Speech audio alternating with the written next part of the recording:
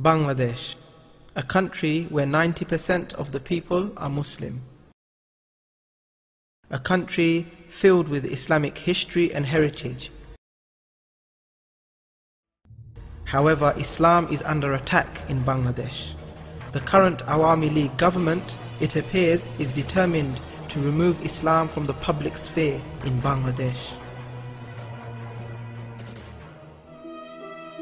Shajib Wajid Joy, the son of the current Prime Minister Sheikh Hasina, and Karl Clavako in 2008 published an article entitled "Stemming the Rise of Islamic Extremism in Bangladesh."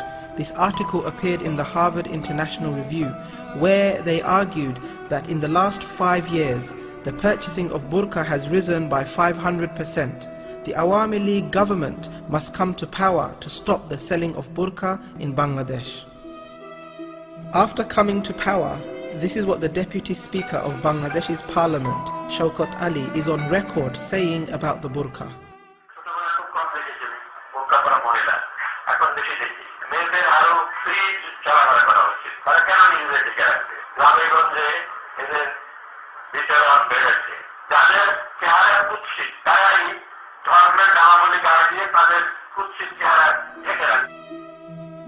Such words from a senior government figure displays Awami League government's hatred against women who, out of modesty and a desire to please Allah subhanahu wa ta'ala, choose to wear the burqa. Increasingly, women who, due to Islamic conviction, have chosen to wear the burqa in the public domain are coming under pressure from places of work and education to abandon this religious obligation. Ma'am উনি বলছেন যে আমরা যদি nursing ভালোমতো করি, মানুষের সেবা করি, তাহলে আমাদের নামাজের দরকার হবে না। নামাজ কে দেখে, কিন্তু নার্সিং সবাই দেখবে। আমাদের শুধুমাত্র একটা নামাজ ঘর, সেখানে সকল মুসলিম মেয়েরা নামাজ পড়তে পারে, সেটার জন্যই ওদের এত সমস্যা, সেটাও বন্ধ করে দিতে। The most recent attacks on Muslim women occurred when 20 students observing the Islamic burqa belonging to various educational institutions were arrested for no apparent reason. Police raided their offices and found copies of the Holy Quran, Islamic books, as well as other Islamic literature. However, the police falsely informed the media that their search uncovered terrorist literature and a plot to carry out a terrorist attack. The 20 women were taken to Ramna prison, where all 20 were forced into one prison cell. Despite the freezing conditions, the women were not provided blankets, nor did they have access to drinking water or food. The women complained about their inability to make ablution and pray. Their relatives were not allowed to visit them. Amongst the 20 arrested was a 5-month pregnant woman. She was not spared the humiliation and had to endure this harrowing experience despite her condition. In fact, this lady was forced to climb 8 flights of stairs at the courthouse, even though a lift was situated nearby. Shockingly, the judge approved 2 days of remand for 19 women, despite there being no evidence of them committing a criminal offence. It has been alleged that these women have been tortured and denied their human rights while in remand. They were forced to take off their hijab. They were dragged by their hair and forced to the floor.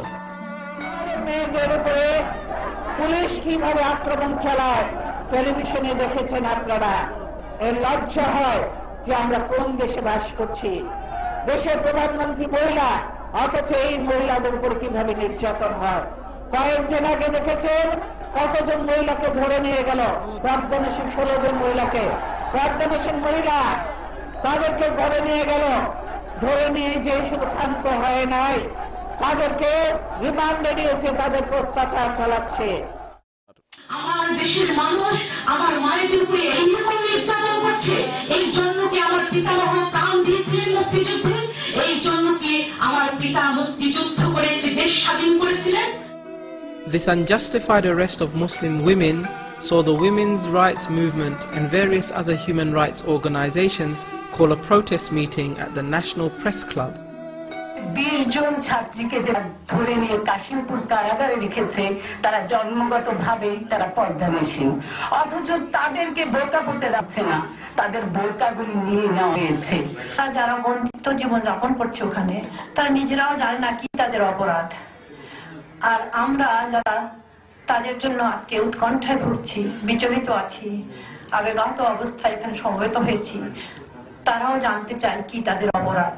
তারা একটা পাশ্চাত্যের ঢঙের তাদের কিছু মেয়ে দরকার, তারা সেরকম মেয়ে দেখতে চায়। তো সেরকম মেয়ের জন্য জায়গা জায়গা আছে, তোমরা সেদিকে যাও। আমাদের এই ঢেকে ঢুকে আমরা একটু ভালোভাবে মেধা চর্চা করে, নিজেদের ইজ্জত হেফাজত করে, আমাদের পরিবারের ইজ্জত হেফাজত করে, বাপমাকে কলঙ্কিত না করে, সমাজ রাষ্ট্রকে বঞ্চিত না করে, কলঙ্কিত না করে আমরা একটা ভালো কিছু করতে চাই। আমাদের উপর তোমাদের কেন এত হায়নার দৃষ্টি? While trying to enter the National Press Club to join this meeting, a further 11 burqa-wearing women were arrested. Once again, these women were detained without charge. In court, these women were forced to remove their hijab and burqa. 1,000 Muslim scholars have condemned these attacks on burqa-clad women, particularly the fact that their hijab was forcibly removed at the courthouse. The National Fatwa Board said in a statement that forcibly removing the burqa from these women is like declaring war against Islam. Even in non-Muslim countries, this kind of treatment toward Muslim women is unheard of.